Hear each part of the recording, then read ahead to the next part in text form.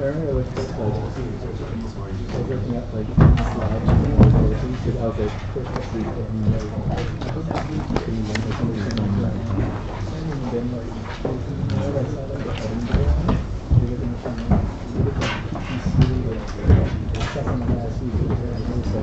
Questions so far? This is kind of a key concept. If you don't understand what the cut is, please let me know, because it's going to be tough to follow it further.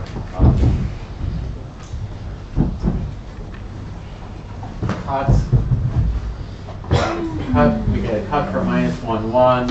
We let things sit at U. We have a semi-norm.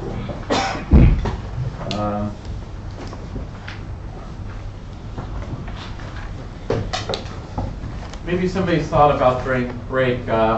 So if a norm has these three properties, homogeneity, you multiply the value by a constant. These are real valued norms, and this is the absolute value of the constant times the norm of the instance itself. The sum of the two sides of the triangle is larger than the direct route between those 2 points, and the unique zero property. So we don't have a unique zero. We call it a semi-norm instead of a norm, which won't bother us very much for most of the presentation, even though there are some technical details when it comes to using it. Why is this define only a semi-norm and not a norm? Yeah. If they were all +1 or all -1, you can't say about that. Yeah. So for instance, if these were all +1, it would be 0. If these were all -1, it would be 0. In fact, whatever you put on the vertices, you could add a positive constant to every single vertex, and when you're busy subtracting things out, that positive constant is always going to go away.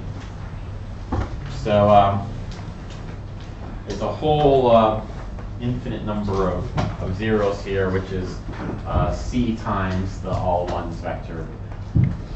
So this is why it's a semi-norm. I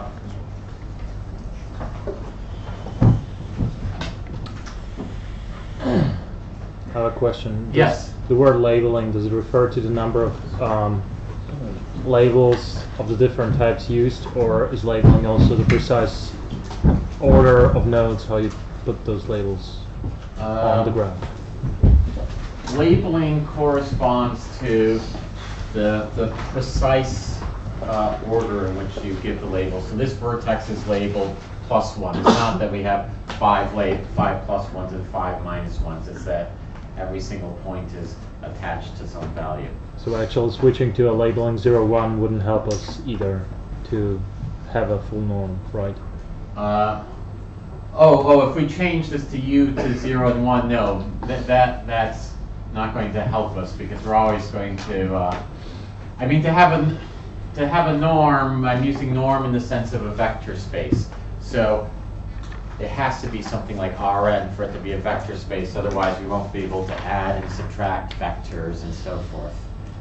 So when I speak of a norm, I really mean for U to be in all of Rn, or some big space of Rn, some linear subspace of Rn. Because for a norm is defined on a vector space, and a vector space has a property. You take any two vectors, you add them, you get another vector. You can, for each vector, there's a negative vector.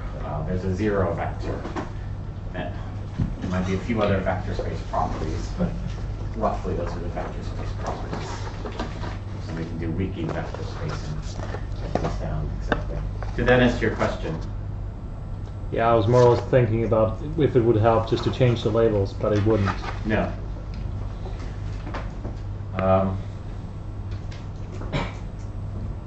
Going back to our motivating picture for a moment.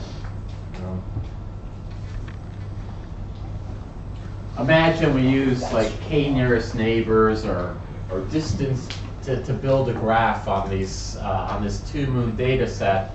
You know, we have a bunch of edges between here. Maybe we have a few cross edges between here. So the idea is that after we label this, we might have a very small cut, the cut being the only few cross edges that we might have between these.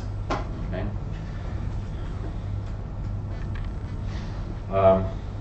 We'll generalize this in a little bit to a weighted cut, but I just wanted to have a cut on the initial slide. Okay. Other questions?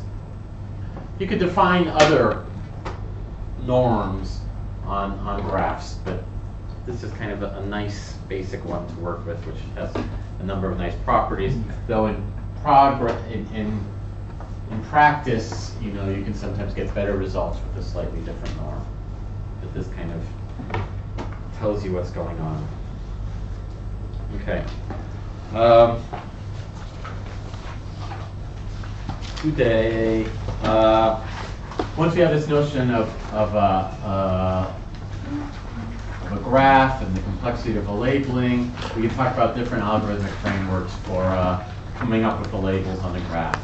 We're going to consider, well, I don't know whether how you count these, but we're going to consider the min-cut method introduced by Bloom and Tralla in 2001, which is a very influential early semi-supervised learning paper.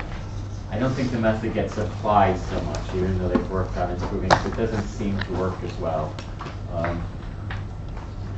Laplacian method, it's all over other parts of science.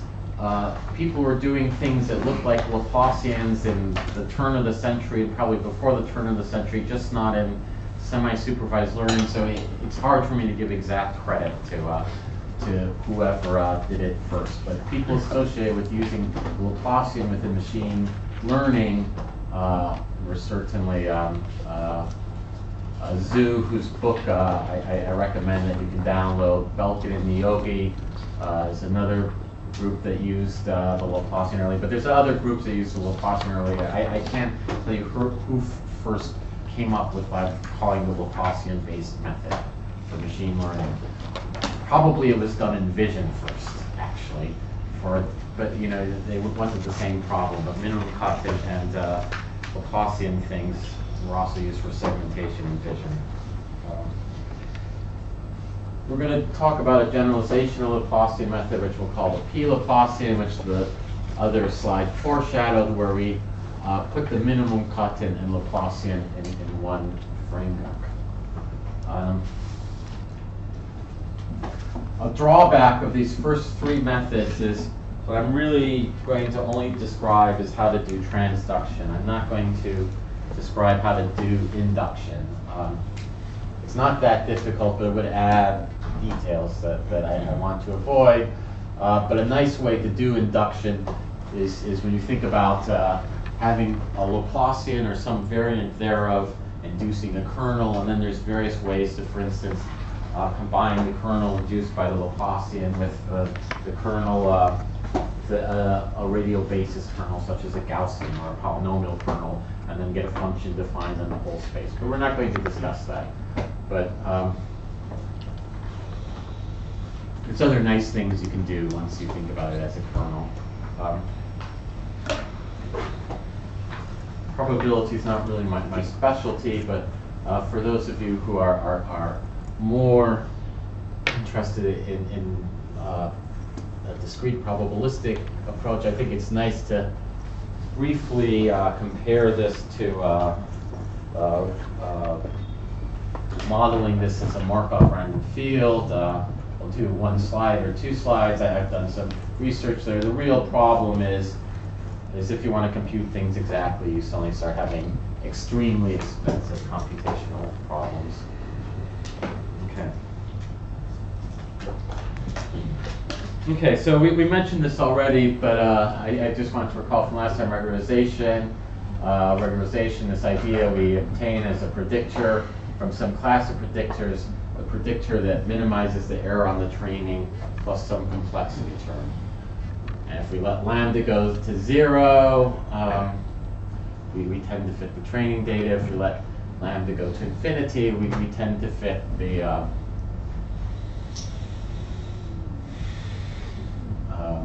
we choose a minimum complexity predictor, which is not related to this. So ridge regression, SVM, 2 examples. For sake of simplicity, and there's some methodological reasons why it makes sense on graphs, which I don't want to go into, but we're going to simplify the setup. We're going to forget about regularization after I recalled it. We're going to only think about interpolation, where we're going to assume in our setup that there's always one F star that predicts perfectly on the training examples. Not always the true depending on what your method is. And then what we do is we select the predictor with, assuming there is only one predictor, F star, and our family of predictors with the minimum complexity. Thus, if we think about this as regularization, we're letting lambda go to 0 without actually equaling 0. For most of what I do today, there's no reason why you can't do what I've done, treating the complexity as a regularizer. But for simplicity, to understand what's going on, just forget about regularization and think about it as interpolation. And on the graph, interpolation tends to actually work fairly well. Okay, questions? Okay.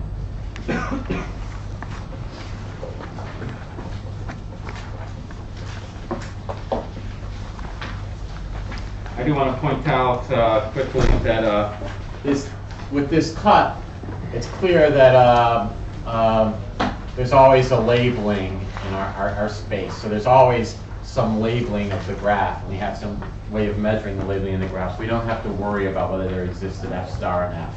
There's strictly an F star and F for us. Okay. Introduced by Love and Lafferty, but certainly probably bore resemblance to things already done. The minimum cut method is the following.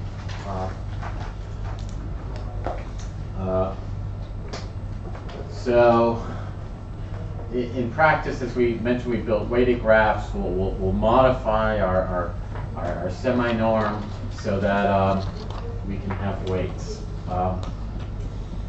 And so the minimum cut method is actually sounds like what we've done before, or you can imagine directly from the previous slide. So we take our set of vertices, and we take our labels for those vertices, and we consider the vector u, this time in -1, 1 to the n. That minimizes the cut. Observe that we've added a wij in front of this. This is so we can have weights. So imagine that definition, the norm, the previous slide also have weights added there. And so we simply choose to label the u which minimizes the cut. So if we went back to instance to this slide, let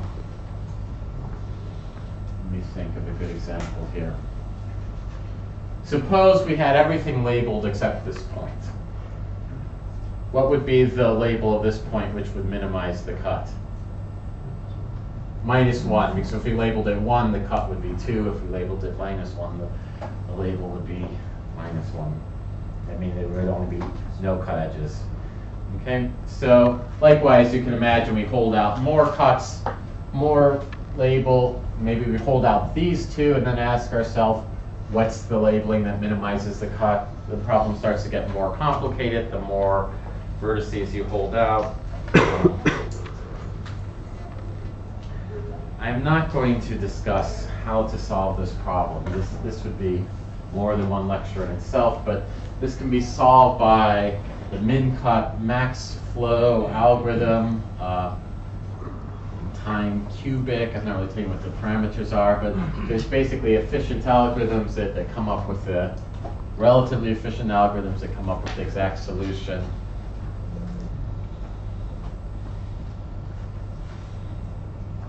Observations. Maybe fit into a bigger picture. a little fact which I'm not going to prove for you, but if we went back to this problem here,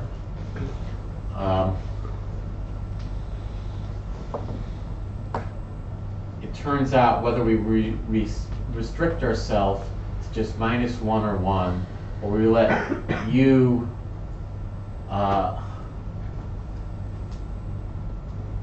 u be whatever we want in Rn, y is still 1 or -1.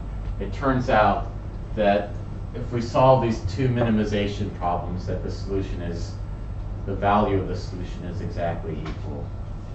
So this tells you that this discrete problem has an exact convex relaxation.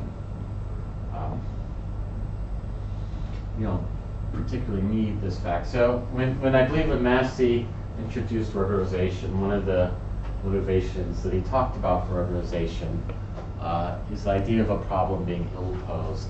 There's no unique solution. And I claim that this is a problem of the minimum cut method. Why do I claim that? Why is there no unique solution here?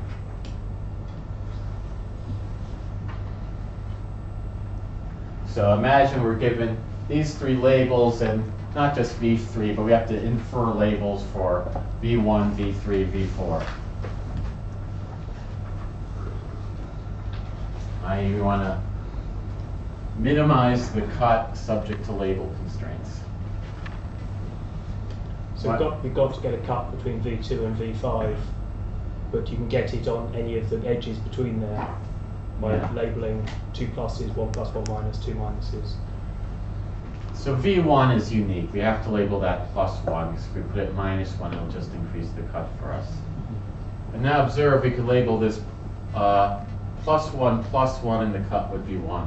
We could label it -1, -1, the cut would be 1. We could label it +1, +1, -1, but not -1, +1. So there's something like 3 compatible labelings. Okay? So there's no unique solution.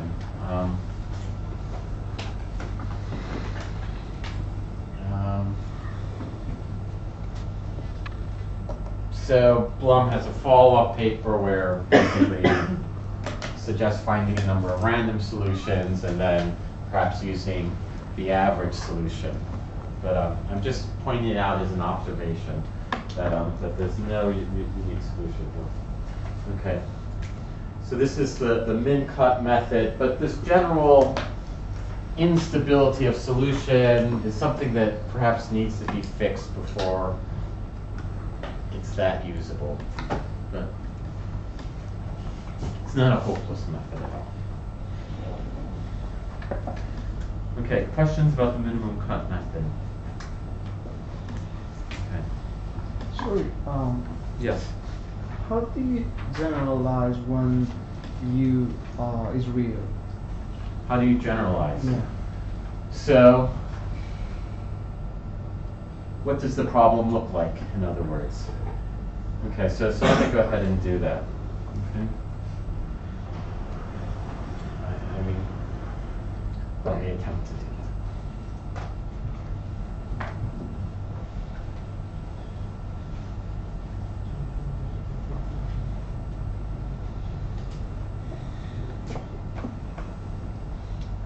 Okay, so what is the problem? We have a minimization problem. We have some optimization function where our optimization function looks like the sum of wij, where these are edge weights, ui minus uj, subject to constraints.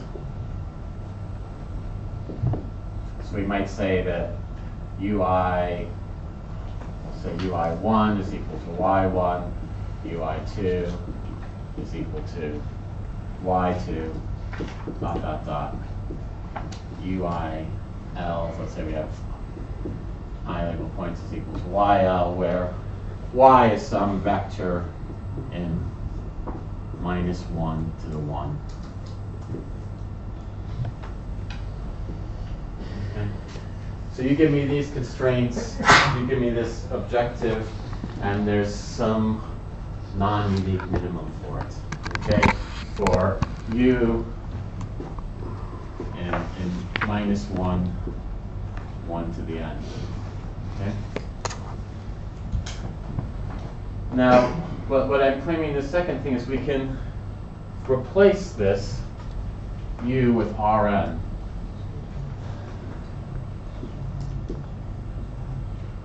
And the solution's the same. Not the label, there's many possible solutions, but the value of the solution is the same. So for instance, if I was minimizing this over Rn, this still has to be 1 here, because if we put in anything else, we're going to pay more than 1 for that edge. So something does not belong to the cat if it has the same value as its neighbor. Right? If it has the same value of its neighbor, if this has the value of 1, you don't pay anything in that objective, because the objective is we sum the two values and subtract them. Okay, so if it has the same value, we don't pay anything. But for instance, in the real value case, I could, for instance, here have 1/2 and 1/4. What do I pay? I pay 1 minus 1/2. I pay 3/4. I pay 1/2 minus 1/4. I pay 1/4. I pay 1/4 minus 1. I pay 5/4. 5/4 plus 3/4 plus 1/4 is 2, which is exactly the same thing we were paying when we put in 1 and minus 1 here also. Okay, so relaxing it to real values, the minima has to be smaller than or equal to that, because we include all those values, but in this case it also happens to be equal. Not proving that for you, but it's an interesting thing to prove, but it's beyond the scope of our own attempt. Problem is we have many, many minima. Okay. The plus in this section. Okay, this, it seems to probably be a theme in this class. We really like to square things. Squaring things really improves our life. Okay, so we're going to do essentially what we did with the minimum cut, except we're going to change things slightly. So once more, we have a weighted graph. We have labeled vertices. We have the same objective as before. I'm forgetting about the 1 over 2p, because that's just a constant. It's a detail. I don't want to write extra things to confuse formulas. We pay the weighted cut, where the difference between two vertices is squared now, subject to constraints. Now we're solving if u had values in Rn. What would the solution be if I restricted u to be values in minus 1, 1 to the n?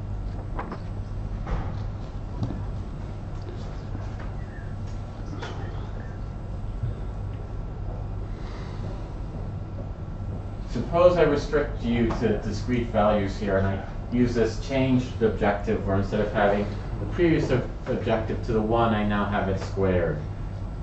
What would the solution be?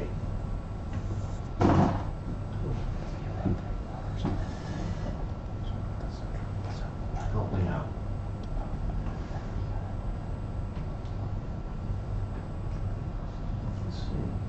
The same, exactly, because it's still the minimum. If this is 1 or minus 1, we pay for whether an edge is cut, exactly the weight on the edge. So, the squaring doesn't change things if it's restricted to the discrete value.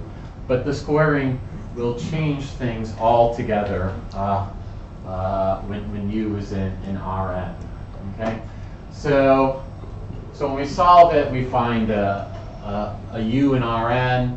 To predict, we'll force it to be 1 or minus 1 by taking the sign of the value. If it's 0, we'll just assume we made a mistake. We'll get to this slowly, but you could solve it with Gaussian elimination by finding the correct linear system of equations. In machine learning, it's called many different things. I'm sure it's called things other than these three, but harmonic minimization, label propagation, Laplacian interpolated regularization, sure has other names. And there's many methods that look quite similar to this, which will each have their names. Variations and embellishments on this, you know, if we make this a regularizer instead of an interpolant, if we make it a kernel, if we normalize the Laplacian in some fashion, if we do something else to the Laplacian,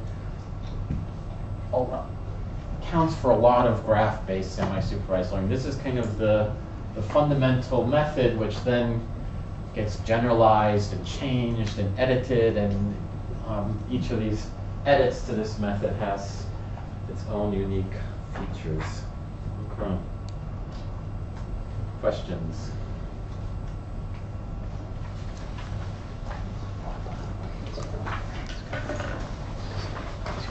Okay, why is it called the Laplacian?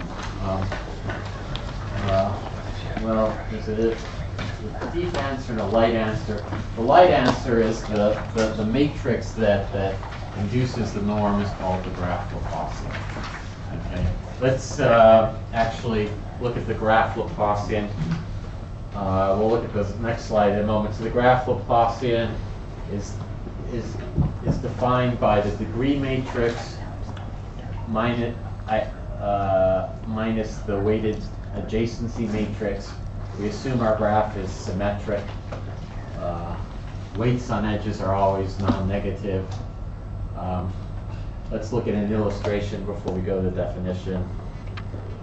So here's an example pulled from a paper. So here's my graph, 1, 2, 3, 4, and 5.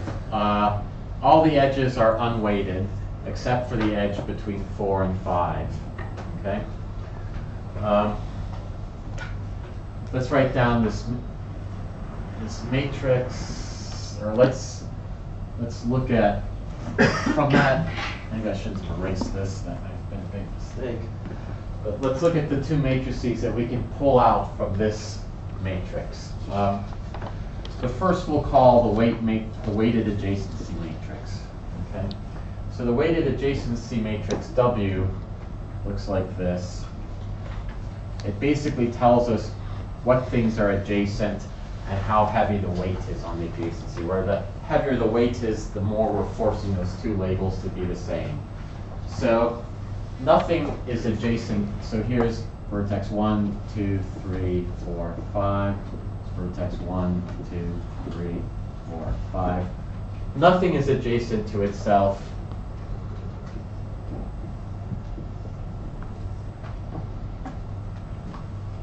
One is adjacent to 2 in this diagram with weight 1, so we put 1s in. 1 is not adjacent to 3, so we put 0s in. Things are always symmetric. 1 isn't adjacent to 4. 1 is adjacent to 5 with weight 1. So that takes care of the first vertex. The second vertex is adjacent to 1, 3, and 4. So that gives us 3. Gives us a 1, 1 here, and a 0, and it was always adjacent with a weight of 1. Vertex 3 is adjacent to 2 and 4.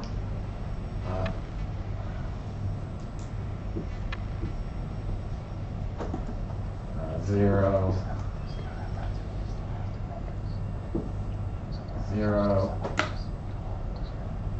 Vertex 4 is adjacent to 5. What have I done wrong somewhere? Vertex 4 is adjacent to 5 with a weight of 2. Vertex 4 is adjacent to 5 with a weight of 2. So this is the weighted adjacency matrix. Okay. Now D is the weighted degree matrix, which is just the total weight of the incoming edges on the diagonal. This definition here. And so for this matrix, D is equal to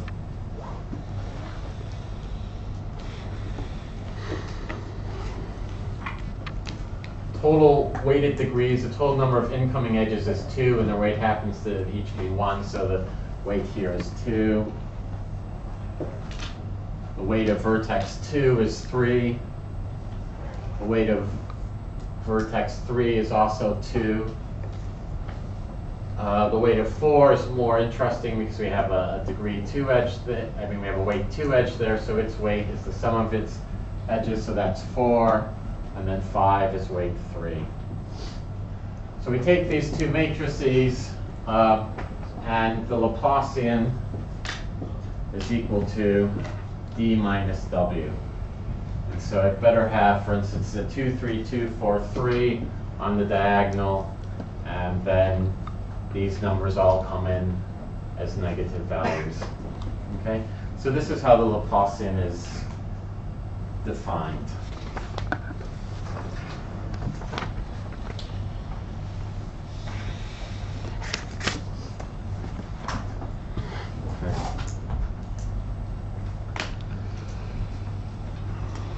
Let's look at properties of the Laplacian.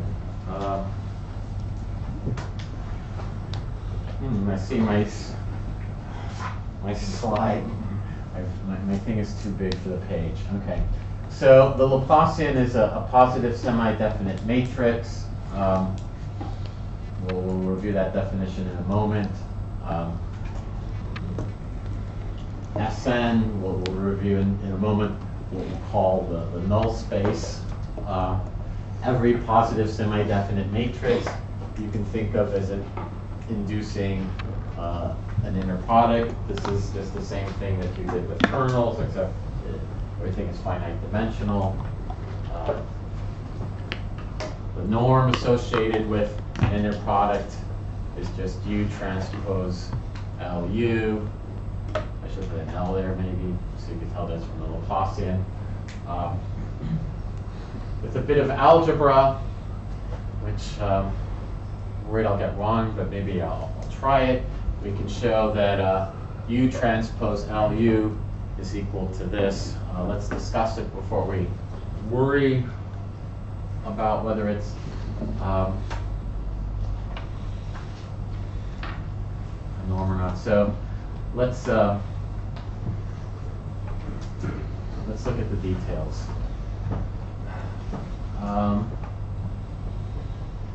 First detail, why is the Laplacian positive semi-definite?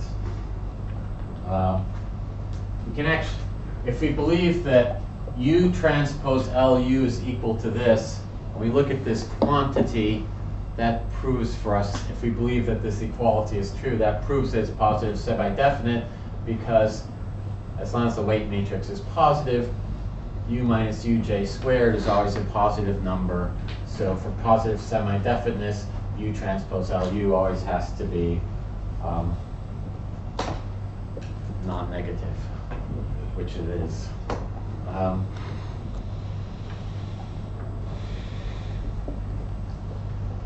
We'll distinguish what we mean between semi-norm and norm. You know, I'm just being technical for people for who this is valuable, but it's not that important to know the difference between a semi-norm and a norm. So observe, as somebody observed before,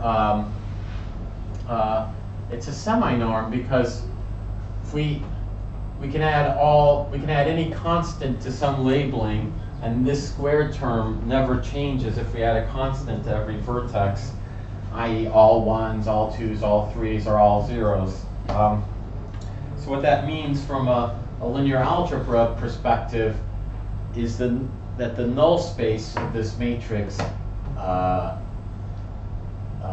L is equal to U transpose 1. It's the set of all vectors such that we sum the components so that it's 0. Okay?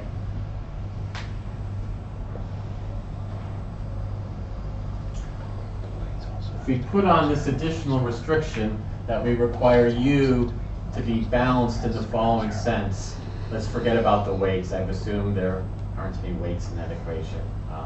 That's a typo. I should have the weights there.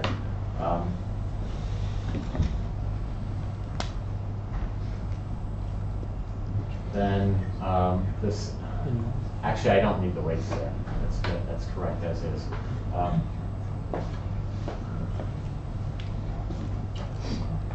Observe that if sum of ui equals 0, that space excludes the constant vectors, i.e. excludes 1, 1, 1, 2, 2, 2, 0.333. So in this space, this is a norm, and this is this is an inner product, and this is a semi-norm. These are all. This is a bit detailed. You don't need to know that much information, but where it's kind of interesting is where the bullet point has fallen off here. Is you've done kernels with Massey, and so if you think about the kernel induced by the Laplacian, so the kernel from vertex I to vertex j.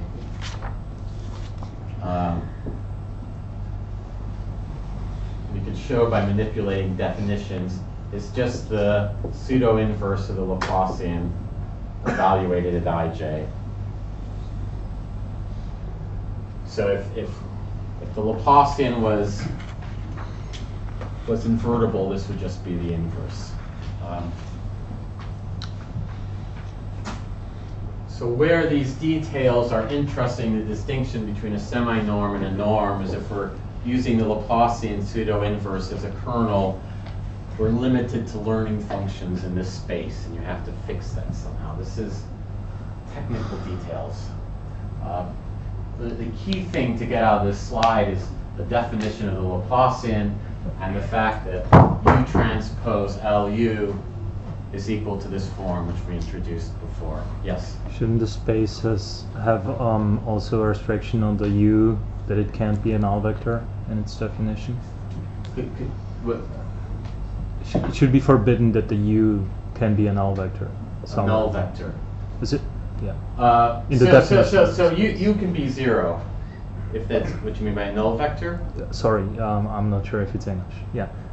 0. Yeah. Yeah. So 0 is always something allowed. But in that case, and 0 would be the unique 0 in this case. But isn't the definition of semi-definity that there's only one 0, yeah, and that one 0 is 0. Oh, okay. In this case, the 0 doesn't have to be the vector of all zeros, but in this case, the vector of all zeros is the 0. If we restrict, if we choose any vector, the only vector in here which has a norm of 0 is the vector of all zeros. And likewise, you can observe that any constant vector is not in Sn. Right. Okay. So the only vector in Sn which has 0 norm is 0. Whereas if we look in Rn, this equation gives us many zeros. Okay. Questions? Key takeaway is that that U transpose LU is equal to this. Maybe I'll do that quickly.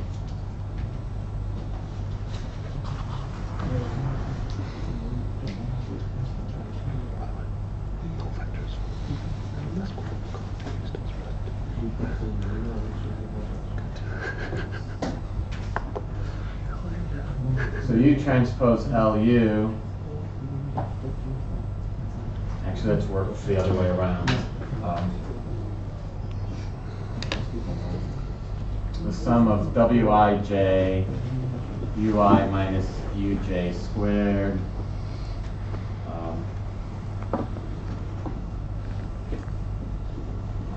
is equal to the sum of Wij we can expand this so we get ui squared plus uj squared plus minus 2 ui uj.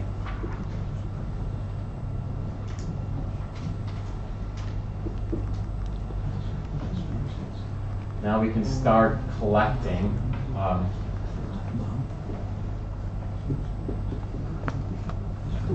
We'll look at the sum of just the diagonal elements.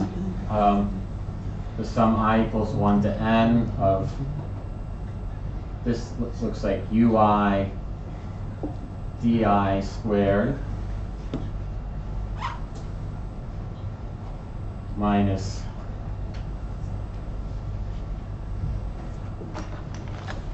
the sum of wij J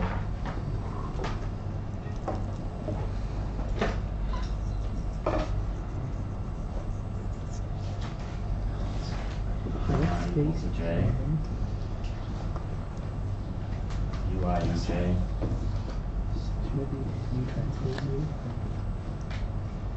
So what I've done here is, okay, I've expanded the ui minus uj squared. Here I've separated this sum into two parts, the diagonal terms and the non-diagonal terms. And I've used the definition of di is equal to the sum of the weights there. And so then I can now simplify this further.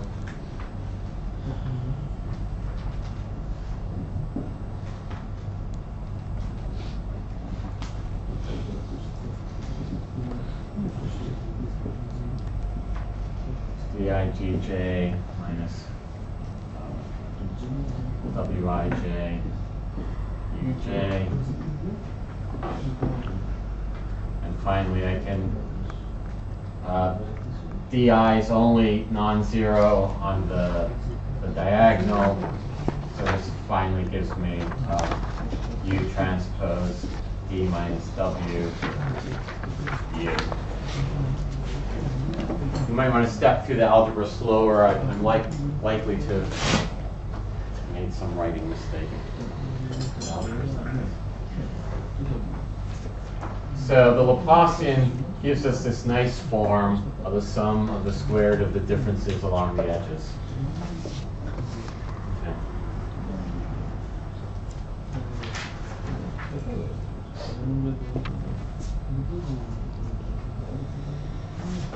Okay. Sorry. Yes. In the previous slide, Yes. the final line with those it's It's cut off. It's yeah, cut it's off. cut off. Yes. Do you mean the pseudo inverse of the Laplacian? Yes. Not d, because d is a graph. I mean the pseudo inverse of the The Laplacian. Laplacian. Okay. So, if you wanted to plug this into a support vector machine, the kernel that corresponds to the graph is taking the pseudo inverse of the Laplacian. We'll show or we'll examine some properties that tells us in a little bit.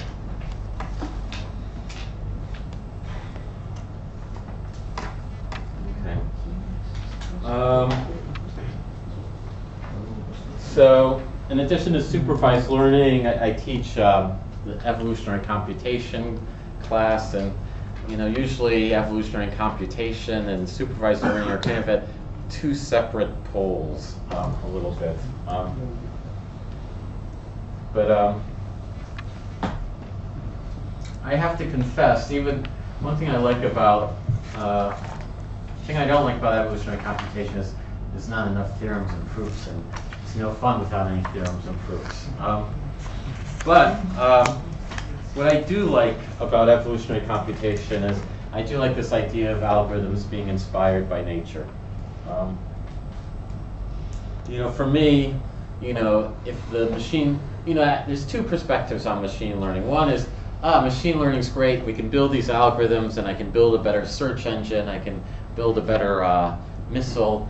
And then there's kind of the touchy-feely perspectives like, ooh, I want to understand human intelligence. I want to understand how complex systems interact. And they don't always meet so well.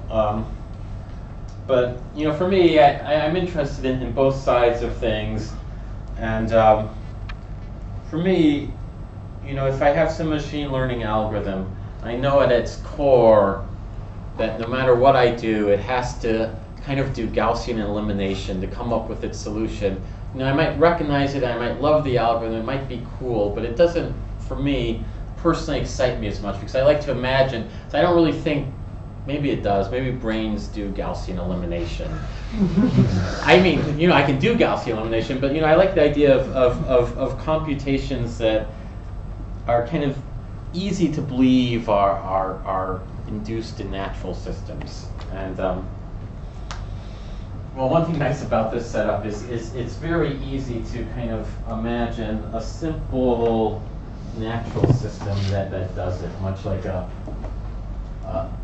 trivial sort of neural network. Okay? So we've discussed our optimization problem is this. One thing I love about this optimization algorithm is there's a very simple, perhaps nature-inspired way of thinking about how this might be optimized. Okay. So now our graph is going to imagine each of these nodes of a graph. Maybe they're a network of interacting agents. The computation is determined by that topology of networks. So each agent can only communicate with people you're connected to. So you imagine maybe it's Facebook, maybe some collective labeling is going on. Well, what things happen is by communication with your friends or some other natural system. The computation is going to be simple in the sense that, let me see, it'll be simple. It'll be local, it only depends on the neighbors. The way we do things, I can't present it in a serial way, but there's no reason it can't be parallel and asynchronous and still work. Because of the way it's set up, it's quite fault tolerant. Gaussian elimination, you make a mistake on a single line of it, it can be hard to recover from gracefully. If we think about the topology of the network, we're going to have two kinds of nodes, so it's very simple design, those which are fixed and those which are free. Okay. Let's do it when we get back from break. Let's take a break for 10 minutes. Okay.